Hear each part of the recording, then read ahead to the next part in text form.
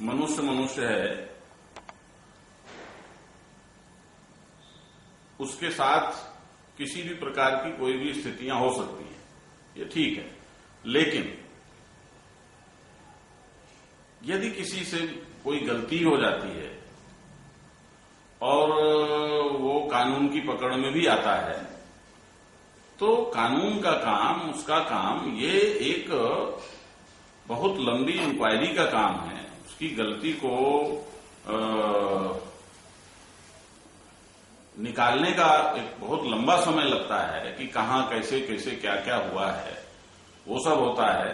और फिर जाकर के जब पता लगता है तब पता होता है कि ये दोषी है। जहां तक मुझे पता है तो अदालत में भी ये होता है कि जब तक, या वैसे भी एक नैतिक एक विधान है कि जब तक ये निश्चय न हो जाए कि कोई व्यक्ति सचमुच उसने गलती की है, तब तक उसे गलत कहने का किसी को अधिकार नहीं है। लेकिन मुझे इस प्रकरण में दो बातें कहनी है। पहली बात तो ये कि मीडिया का काम निरपेक्ष भाव से समाज को सूचना देना है, लेकिन बापू के मसले में मीडिया, हमें ऐसा नहीं लगता कि वो निरपेक्ष भाव से केवल सूचना देने का काम कर रहा है। ऐसा लगता है कि जैसे वो इंटेंसली स्वयं की भावनाएं विपरीत रख करके और वो अधिक से अधिक उन सूचनाओं को जो नकारात्मक हैं उनको अतिरंजित करने का प्रयास करता है। इसे मैं बिल्कुल एक सामाजिक नैतिकता के हिसाब से, उस दृष्टि से मैं इसे अनर्गल और गलत मानता हूं। मीडिया के द्वारा इतना अतिरंजन और नकारात्मक अतिरंजन बापू जैसे वृद्ध संत के लिए अच्छा मैं नहीं मानता हूं। ऐसा उसको नहीं करना चाहिए। और दूसरी चीज, ऐसा लगता है, ये सोचने पर हर व्यक्ति भारत का मजबूर हो गया है, खासतौर से हिंदू समाज, कि जैसे हिंदू समाज के प्रति, हिंदू संस्कृति, हिंदू परंपराओं और इन सब के प्रति लोगों के अंदर एक वितृष्णा पैदा हो जाए, अश्रद्धा पैदा हो जाए। इस तरह से भी कोई टीम इस देश में संकल्पबद्ध होकर कार्य कर रही है, तभी मीडिया में कोई भी नकारात्मक बिंदु मीडिया के सामने आता है तो वो उसको अत्यधिक अतिरंजित करके प्रकट करना चाहता है, ताकि उसके माध्यम से हिंदू समाज के अंदर भी इन सभी बातों के प्रति नकारात्मक भावना पैदा की जा सके।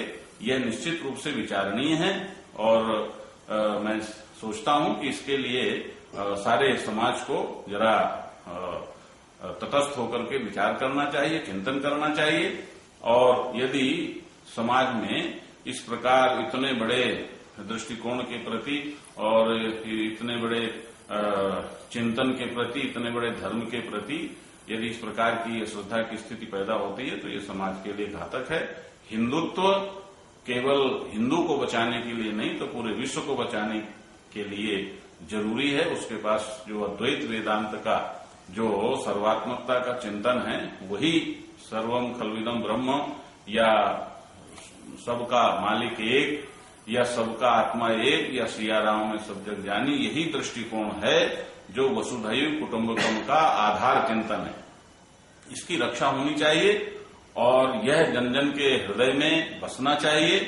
और यदि इस प्रकार कोई भी माध्यम लेकर के और मीडिया इसको जड़ से काटने की कोशिश करेगा तो ये समाज के लिए बड़ा आत्मघाती होगा।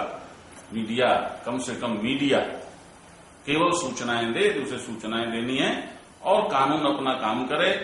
और यदि कोई जानबूझ करके षड्यंत्र पूर्वक इस तरह की स्थितियां पैदा कर रहा है तो उसकी भी जांच पड़ताल होकर के और उसको उजागर होना चाहिए और उनको भी दंडित होना चाहिए।